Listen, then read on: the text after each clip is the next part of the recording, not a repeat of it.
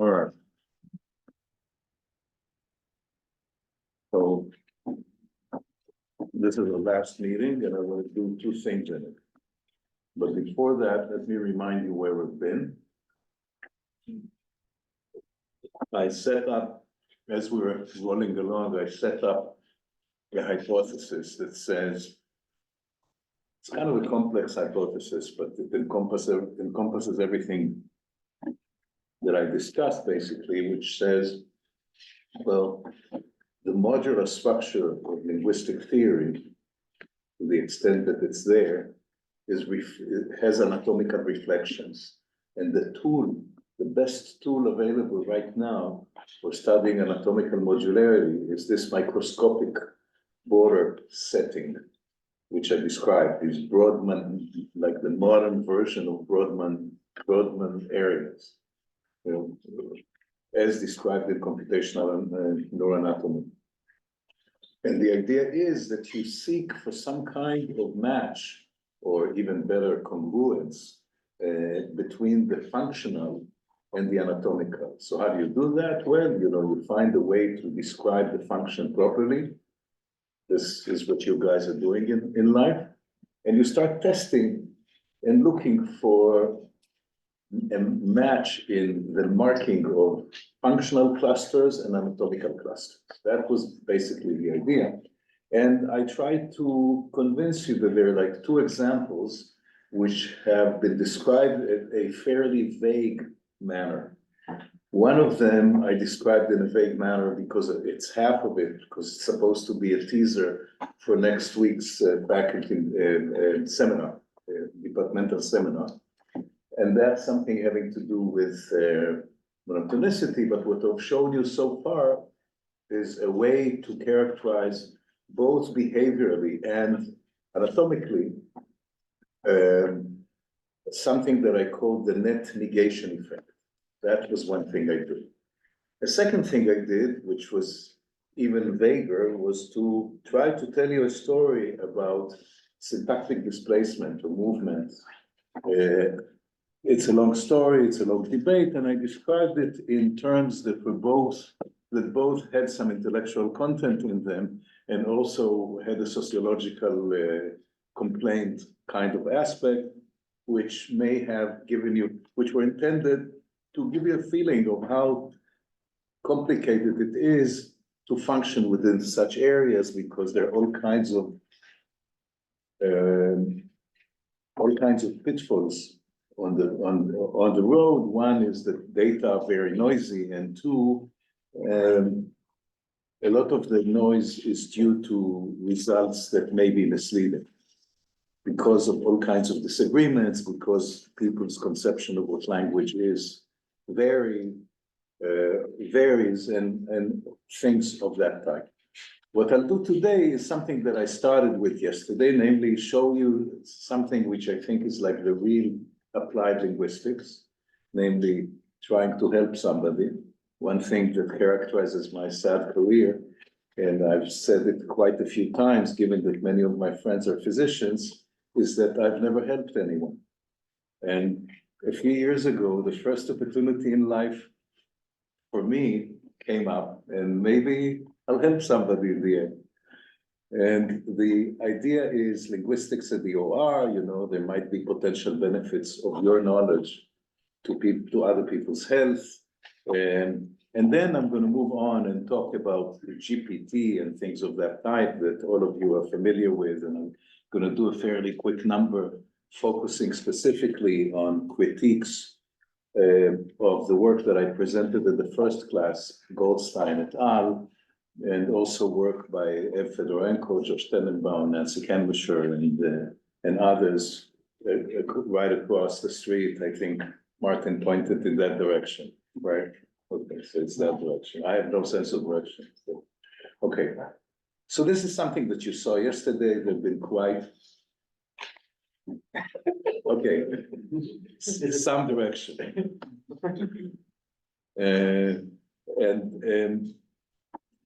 So, people have been trying to cure other people by poking their brains and drilling into the skulls They're actually hieroglyphics that describe it. So I'm told that describe how you drill into the skull, but it emits huge amounts of heat. So you have to pour a lot of cold water to cool off the skull. And you actually see it when this happens. This is friction, it's like drilling into the skull is a mechanical activity and it emits heat. Anyway, so I told you yesterday, and this is where we stopped, I told you about this program, and this program is, has in mind something that everybody wants, namely getting some navigational perspective on a specific patient's brain. So the goal, as you could see it, was to, given that we're talking about tumors, such as the one that you can see at the top, maybe if you can dim the lights on top. And so, because it's typically quite difficult, so you can see this is the tumor, it's easy to identify. It has relatively pronounced margins. You can kind of see it, it's also kind of spherical in shape, there's nothing wild about it. In fact, I can tell you, and I'm going to show you this particular patient, even though it was a glioma, this patient who, I think it's the patient who we call patient 0, because she was at the beginning of our joint work. We tested her in 2019. And last I asked was February, and she's at work, fully functioning, everything's fine. It's not usual. It's really not usual with gliomas. They're malignant, but you can see there's something regular about this. And impressions of this type may be informative. And she was also relatively young. She was in her early 50s. And in my impression was she was extremely alert.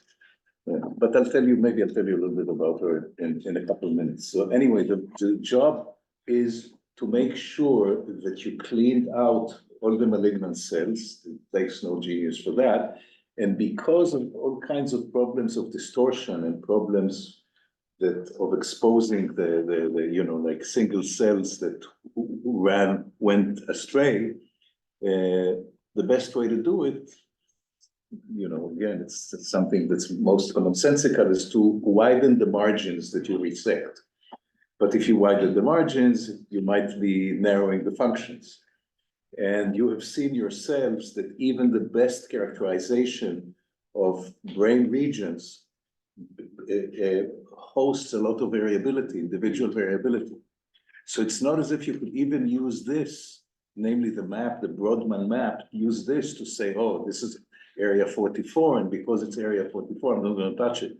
Because you don't know with any certainty that this is really area 44, because one thing I showed you is that the correspondence between topographical structure and cellular structure is not particularly good. So there's very little that you have that would tell you that would help you derive from the anatomy the precise function. So, we know motor cortex, and in fact, any such surgery for reasons having to do with the OR routines and something about the less variable signal, everything starts at the motor cortex. So motor cortex is something that I think even I can identify.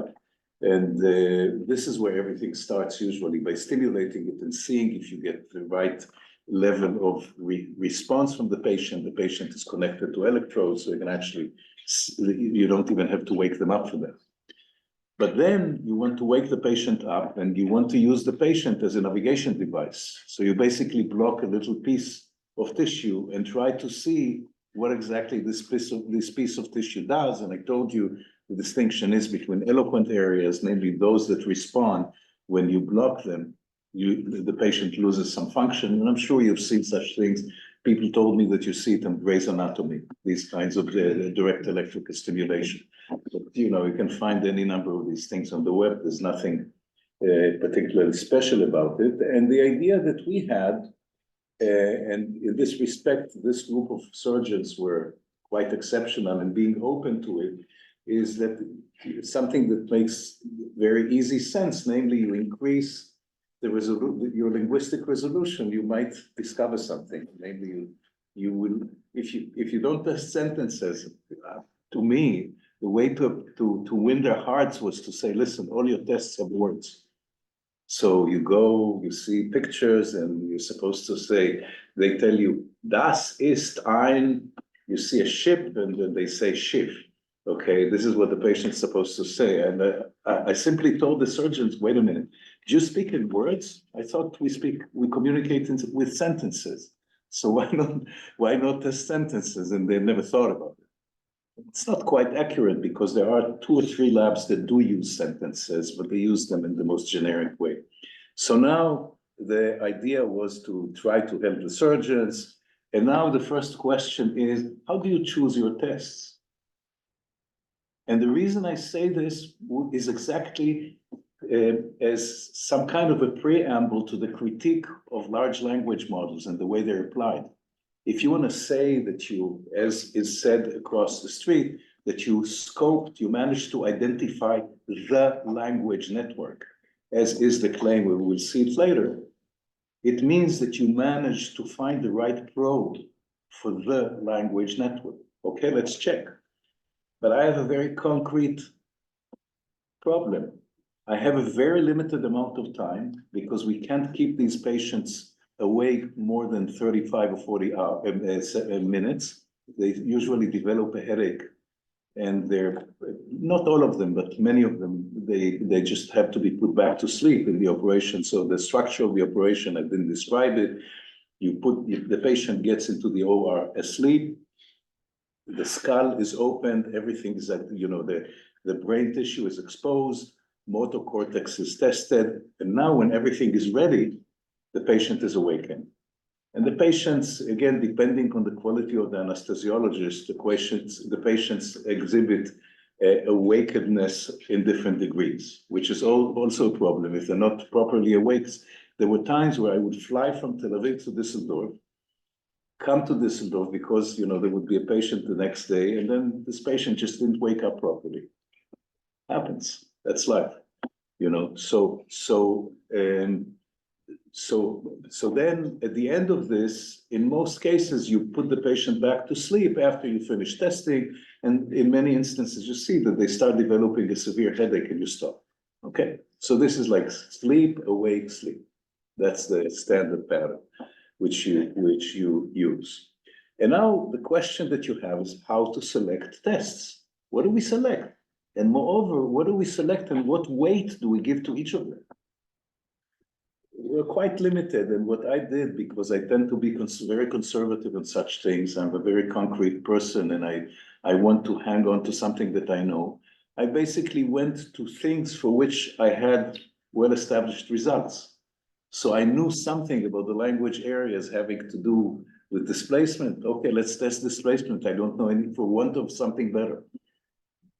So, we used, this is like a description for non-linguists, okay? So we used words just to be like everybody else, and we divided them in different ways in terms of abstractness and concreteness. We had verbs and nouns, we had verbs that vary in the number of arguments that they have and things like that. Nothing profound, and I can tell you already that at the word level, it's very rare that you find a patient who fails. I'm talking about pre-operative and post-operative testing. I'll talk about the procedure in just a second. But, this is like the kinds of things that these guys use, which, as you have seen, maybe all over the left hemisphere, are things that, your tumor rarely interacts with. And it's quite difficult actually to block words. You can imagine why, it's all over the place. So this is one thing. And then, we divided the syntactic tests into 2, which we call them by names that are simple. One is called questions, so it's basically subject and object questions. And the other one is called requests, which are relative clauses. That's it. So it's like Fragen and Aussagen. Yeah, that's what they call it. And we divided into that, and then, you know, again, for want of something better, we used polar quantifiers with and without negation. So this is what we did, but again, it's a completely arbitrary choice. And it's arbitrary because it's determined by my own experimental past and nothing else. And it should be taken as such, but still the thing about it is that at least it gives you a new type of probes and you can see it very quickly. So some of you may know or remember Andreas Haida. I don't know, maybe Martin remembers Andreas Haida. He was a linguist, he is a linguist trained at Humboldt, and then he was my postdoc for several years, but he also came from computer science and then left for computer science.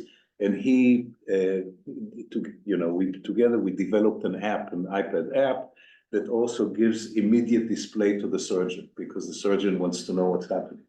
So there's a lot of the issues of communication within the operating room that makes this thing like a technical problem. But let me tell you a little bit about the test. So I told you that they consist of all these things, and here you can see what's there. They're basically subject and object questions. There are also some scrambling structures and relative clauses. So these are the syntax tests.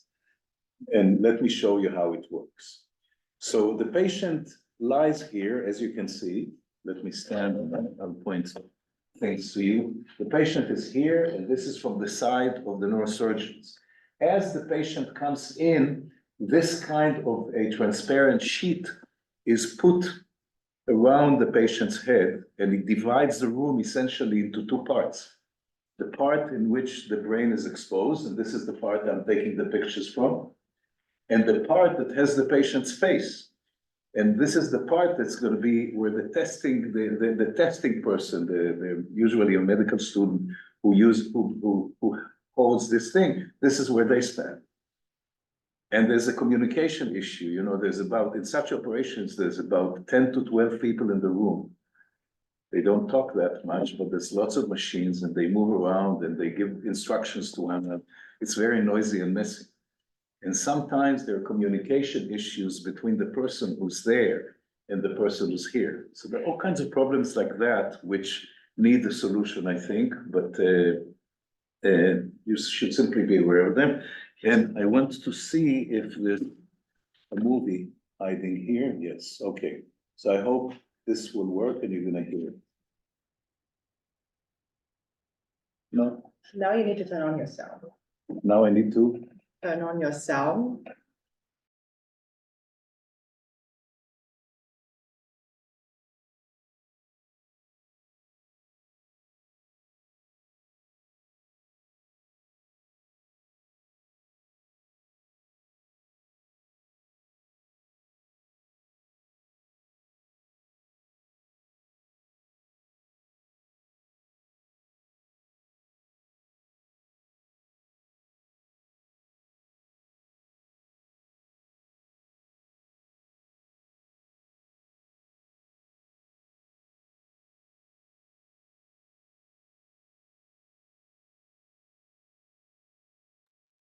There's one thing that I would like to try.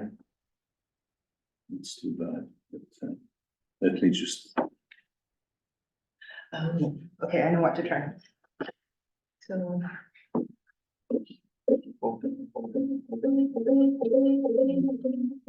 Actually, I know. So if I can, so I think that is my word, which change this sound to Western.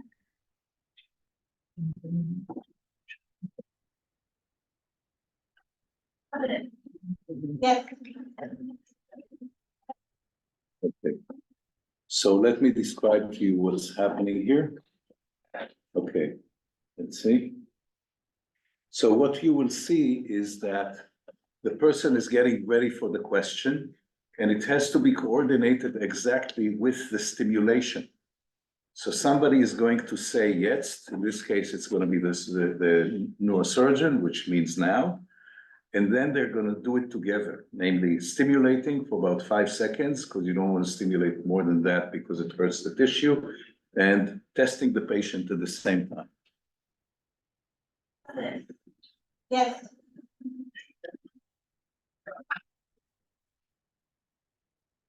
Well, you didn't hear the sentence for some reason, but you still, Not yet. I don't know why you're not hearing the sentence, but you can see the patient pointing, Yes. pushing the right character on the screen. So this is what's basically happening Yeah. there. Never mind.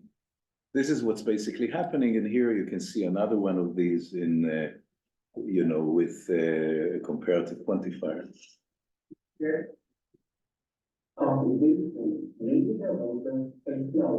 See, she's stimulating here.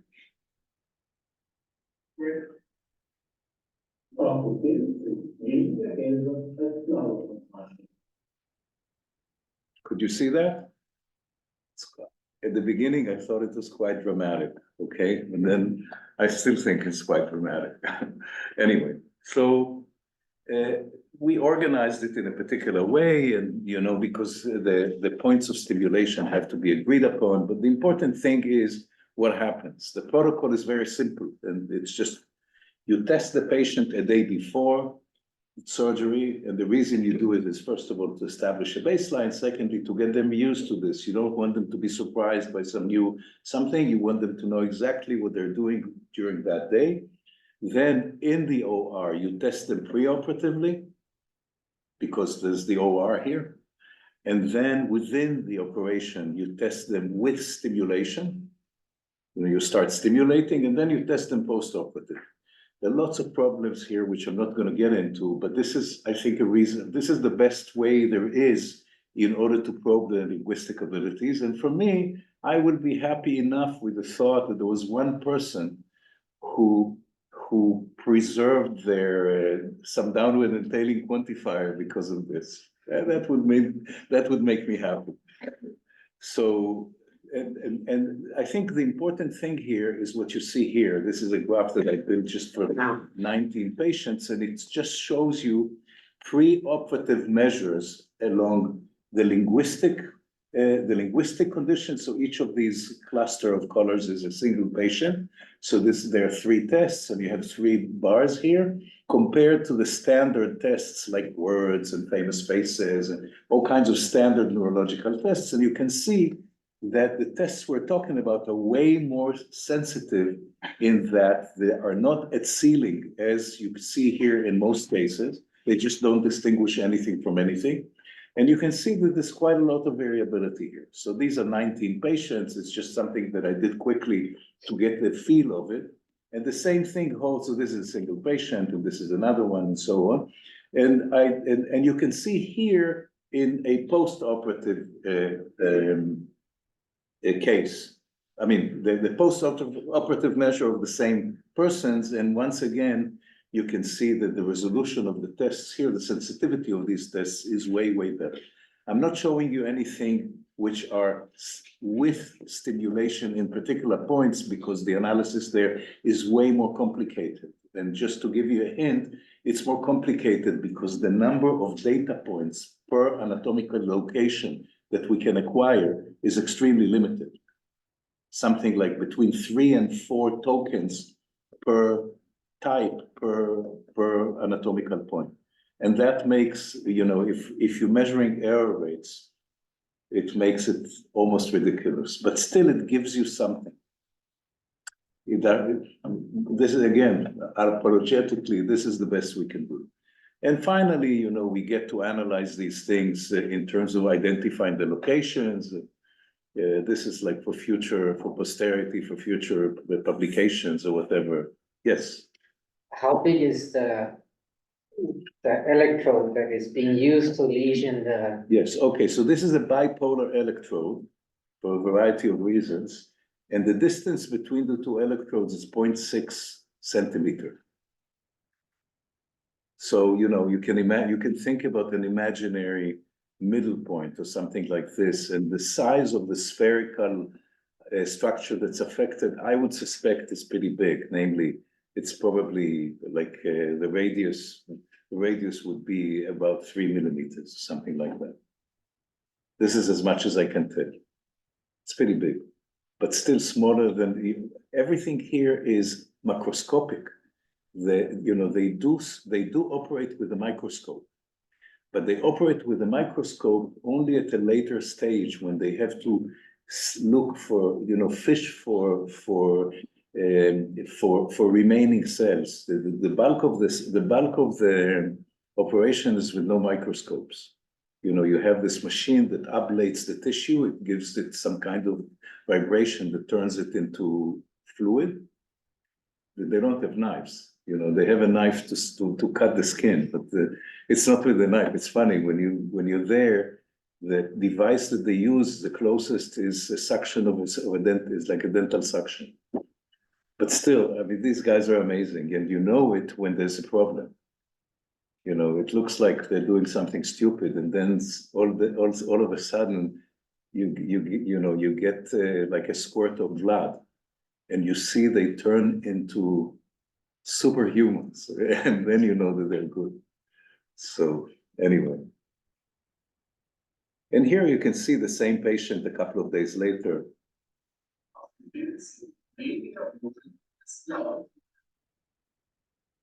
It's not bad for 2 days later. The first day, this patient, by the way, could not do anything. She couldn't speak, she couldn't repeat, she had zero comprehension. They were in a complete panic. Okay, she did nothing. She couldn't. I tried to make her sing all kinds of things. Nothing. She was just staring at us for a whole day, and everybody was in a panic. She's back to work. Now, how did this happen? We don't really know. Anyway, so let me sum up. If you want to optimize intraoperative language testing, which is what we want, you have a problem that you have a very short time to do this. You need to test some representative tests. I don't say these are representative. I say these are things I know something about. Yes. Curious, how many opportunities do you get in 30 minutes of testing? Like, are there going to be 30 locations you can test, or is it 100, or? I don't think we can ever get 100. We can get, so typically we have this is something that you have to decide on ahead of time, and the app that we have, we designed it with some parameters, that make it amenable to each specific experiment. I forget the number. We can get, I think, between 30 and 50, something like this. But again, it depends so much on the patient and on how cooperative he or she is. And sometimes they get a little wild and they start trying to push and pull wires. Sometimes they tell you a whole story. There was one instance that I'll never forget, like a 31-year-old chef who was there, and she had a very small tumor, and it was also very hard, which is a good sign. So it's not very malignant. It was in the right hemisphere, and Michael Zabel, the lead surgeon, he spent a few years in Italy, and he likes Italian food. So she spent the whole operation lecturing to him about the perfect spaghetti bolognese. It was just like an unbelievable, surrealistic scene. So you have, there's a whole spectrum that you get. It's not a good test of quantification, I know, but still. Anyway, so again, the analytic tools that we have are linguistic, anatomical, and we try to be good engineers. And then all we get is error patterns. That's it. Having said that, so this is my best ability to contribute something to this world, and I'm not going to start complaining to you about what other people do and what tests are given, and I want to go and spend the last 15 minutes or so on a critique of what's done in your backyard, in fact. And I will talk about two papers. One I presented to you already. To make you jealous, I pulled out the Google Scholar citation this morning, and you can see these are papers from 2022 and 2021. You can only dream about such things. Me, of course, I can only dream about such things. It just points to the fact that these are extremely influential papers. Again, they're not as influential as the Bird paper, you know, which is cited, I don't know, 200,000 times or something like this, but anyway. So I'm going to talk about these two papers, and there are two kinds of claims that I want to address. I want to be limited, just I don't have much time, and I don't want to do a lot of conceptual stuff, which you've heard about and probably did some of it yourself. I want to be kind of concrete. So here's one claim. That's a claim from Goldstein. The human brain processes incoming speech, similar to this autoregressive deep learning model. Specifically, it's got to be autoregressive. And then the shrimp paper that comes from across the street says GPT-2 explains almost all the variants in both MRI and ECOG data. ECOG is the technique that I showed you in the first class for phonetics, namely you put a matrix of electrodes in surgery, usually not the kind of surgery that I'm involved in, but things having to do with epilepsy. You try to get data from these kinds of things. We actually saw it in the Goldstein paper as well. So anyway, so GP2 explains all the variants, okay? And there are several kinds of critique that you might offer. One is conceptual one. What exactly does it do? Namely, what kind of knowledge does it probe and so on? I want to leave this aside. But I want to mention, and really just mention, several critiques of this and not get into the details of most of them. One is, even given the task that these guys are using, which is almost invariably next word prediction task. So, you know, we discussed it in the first class. You get a sentence and there's a word missing in the end, and your task is to predict it. It can be part of a sentence and so on. And the question is, how well do you predict the right word, and how does your performance as a human or as a human brain, how does it correlate with the performance of GPT-2 in this case? Okay, and the question is, first of all, how well does it do on this task? And, you know, there's a series of papers by Nur-Lan, Emmanuel Shenla, and Roni Katzir, who you may have seen, but you should be aware of them, that show that even when judged in their own terms, these models, namely, even if you take next word prediction to be an important task, if you set up the conditions correctly, these machines fail big time. And it's very important to know that. So I highly recommend that you take a look at these, and I'm not going to talk about them any further. Of course, the next question is, and I'm sure that all of you played with, every single one of you played with ChatGPT and trying to trip it in one way or another. So I'm not going to regale you with too many examples. I'm going to show you two very quickly. And the third question is it a scientific theory, or it's just some product of clever engineering? It's very clever engineering. There's no question about it. And it functions. It was built around a set of tasks, which are engineering tasks, to help travel agents correspond and make plans for the future, to help kiosks in directing you how to access your bank account, things of that kind. These are very useful things, you know, to classify texts, or I don't know, for some fancy intelligence need or another. And it's very clear that these machines are clever. But the question is, do they meet any remotely reasonable criteria that we would require of a scientific theory? I want to leave all these things aside because, you know, there's enough discussion around of it, and I want to restrict myself to a direct critique of this particular set of models. And the first question that I want to ask is, when you replace a theory by another theory, the standard practice is, first of all, to show that everything else is equal, namely that this new theory, you know, derives your past data, and if it doesn't derive the past data, you have to give good reasons for why you want to ignore it. I mean, this is fine if it doesn't derive past data, but tell me why. And of everything that I've seen, is I don't know how carefully you have read these papers, This is not even beginning to be done. It's enough, especially for Nancy Kanusher and Ev Fedorenko, it was sufficient for them to dismiss everything because of variability. So they said in their early papers, they said, well, there's so much variability in this field that we can just ignore it. It's garbage. Everything there is garbage.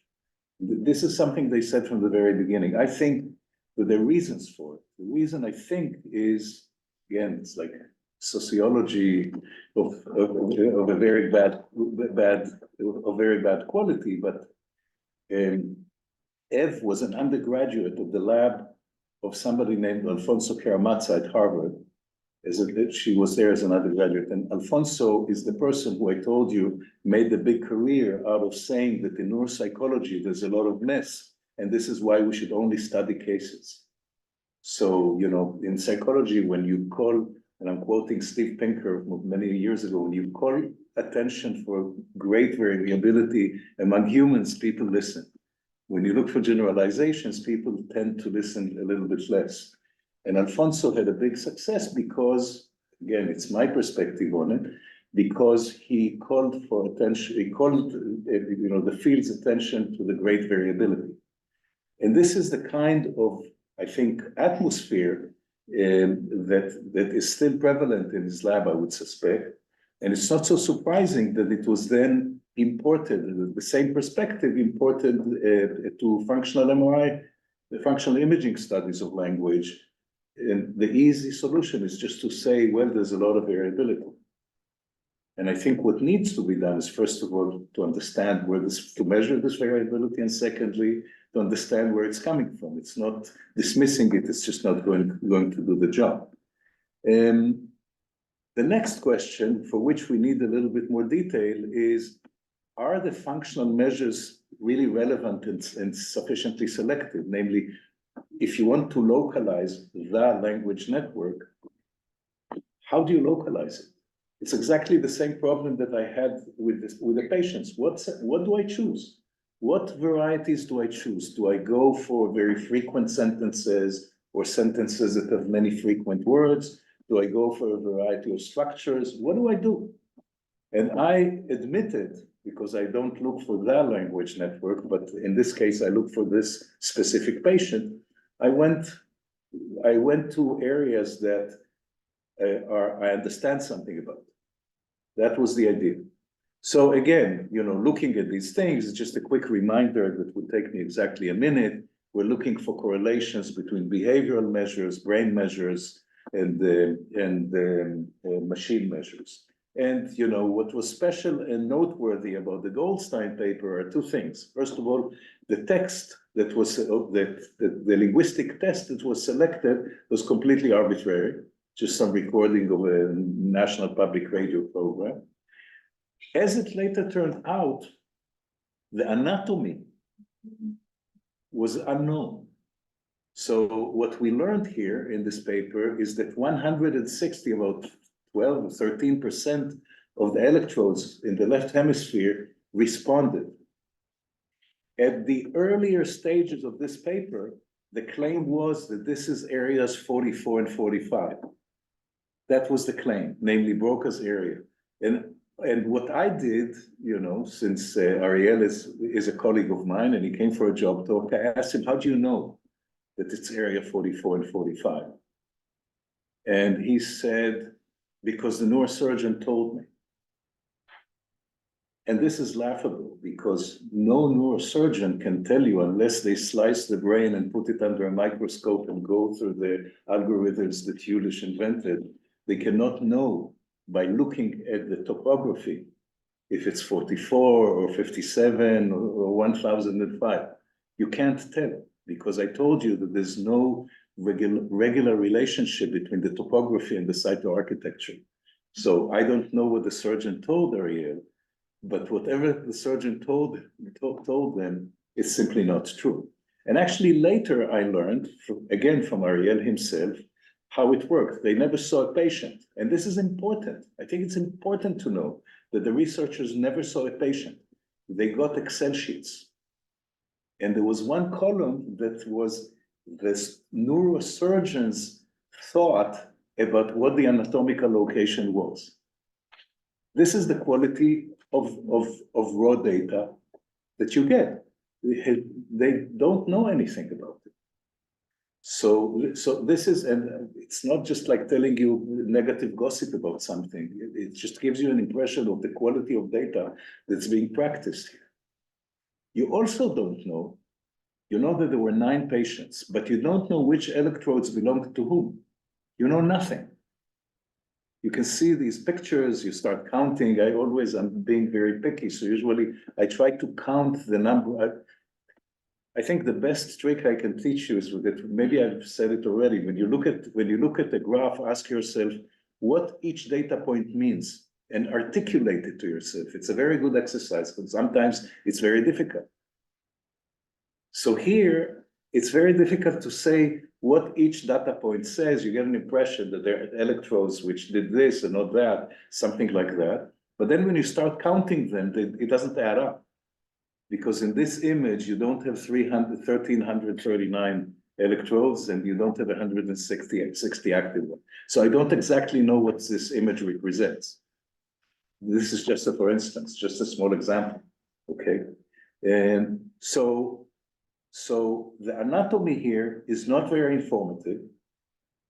And the variety of sentences that was there, it always reminds me of the movie The Shining. So in the movie The Shining, I don't know how many of you have seen it, the guy's writing, Jack Nicholson writes a book and he keeps typing. And then in the end, the camera, I have a picture of it, the camera approaches the typewriter, and then it turns out that he's typing one and the same sentence throughout. And the sentence is, Johnny wants to play. No, exactly. Okay. And this is what they do here. This is essentially what they do. They give you the same sentence type over and over again. No questions, no quantifiers, no negations, or maybe there's a negation here and there, just like standard text that people, when people talk to one another. Maybe there's a question here and there, I'm not sure. But what kind of questions? There's nothing of the kind that would make you believe that the language was scoped. And here you can see a different example of exactly the same type. So it tells you reassuringly, this particular paper, that participants read semantically and syntactically diverse sentences presented one word at a time. I want to know what semantically and syntactically diverse sentences are.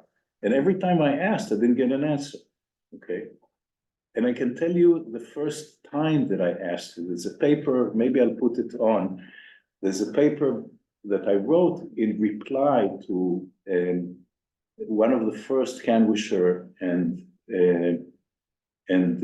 Fedorenko papers, in which I pointed out this, exactly this. It was in 2010 or 2011. Now, it may not be related, but you have to realize Nancy Kanwisher is a very good friend of mine. In fact, later this afternoon, I'm meeting her. Okay, she's a good friend of mine, so it's not as if, at one point, the communication about this stopped because I wanted to stay friends, we wanted to stay friends. But it's not as if the information was not, the questions were not there. They were just not answered. And we still managed to be good friends, really.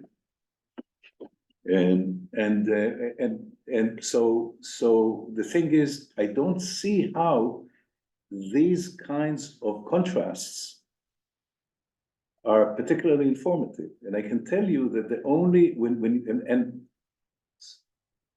I'm sorry, I didn't get my slides properly organized for a variety of reasons, but I want to show you just one thing. No, so I'm sorry about this. I can't find it.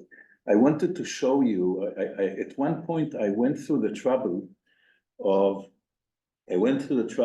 going through all the Excel sheets and checking the stimuli that Ev uses. So she has this thing that she wanted to turn, and maybe she has had success to turn into the gold standard of the field. It's like some kind of a test that is said to scope out the language networks in almost all individuals within about 10 minutes of scanning. This is a serious and I think a positive consideration. Time is of the essence in these things. You know, the machines are expensive. You want to test many patients, many subjects. These are serious considerations, but obviously they're not the only ones. So the idea was to import a method that Nancy Canwisher developed for face recognition and for the identification of face recognizing locations in the fusiform gyrus in each human, and then import the same method of thinking for language, which is a good idea. It's a very good idea. So the complaint here is not so much about the ideas and the analysis, but rather about the choices that are made. So I think that functionally, you can see for yourselves, I don't need to go through a lot because we're also running out of time really badly. But functionally, you can see that it's very difficult to see how the tests that are used are telling us much about what the language network is. I do believe that there is a language network like that, but I honestly don't see how these kinds of tests come even close to identifying it. So this is on the functional side. On the anatomical side, you want to ask me, on the anatomical side, the logic of these tests ignores anatomy. And it's important to realize that. And the way it ignores anatomy is this. It says, let's look at the brain and let's use this functional test, the set of sentences that have this and that properties, but this fixed set of sentences, and contrast them with, let's say, a series of just like scrambled words. And the result of this test would be the language network for individual A. We then use the same test for individual B, and we devise some way of averaging, of normalizing everything onto something. But that means, given the variability among subjects, it means that we ignore the actual anatomy. So everybody ignores the actual anatomy to some extent. Even the probabilistic atlases that I showed you is an abstraction over many brains. So you do ignore the individual anatomy, but it's a matter of degree. And before you start ignoring the individual anatomy, you have to give me criteria and reasons for why you're ignoring them. In the domain of site architectonic anatomy, I can give you all the reasons and why you make choices the way you do them, because the people who did this thought about it and devised such criteria for abstraction. I haven't seen any such criteria in the world of the language networks that is practiced there. And so the question that you might want to ask, and with this I'm going to end, is, so why do they get fantastic effects? Why do they get fantastic effects? They have fantastic correlations. Almost one. First of all, when I get something that's close to one, whoa, why did I get this? But I think there's a very clear answer to that. Everybody's trying to predict the future, including every cell in your body. We always want to know about the future. But that doesn't mean that we invoke specialized knowledge for that in the same manner all over the place. So it's quite clear that this language network is about about prediction. But this is where it stays. And this particular class, at least I tried my best in showing you that you want to study the neuroscience of linguistic knowledge, and I made a point of knowledge. Okay. So if you want to study linguistic knowledge, you might as well try to do things like I showed you here. And what these guys show you is some perhaps highly relevant aspect of human behavior when it comes to communication or something like that, but it has very little to do with language. I'm done. Thank you.